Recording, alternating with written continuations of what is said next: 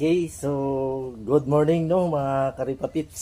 So katatapos lang ni Karipapits no magpaligo sa pulang kabayo. O ito yung pulang kabayo ni Karipapits.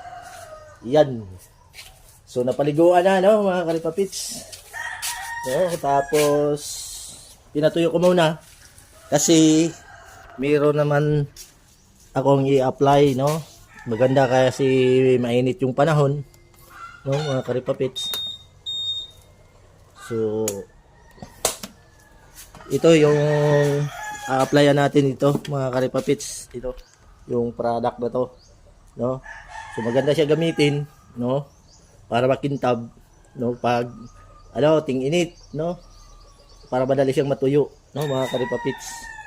So,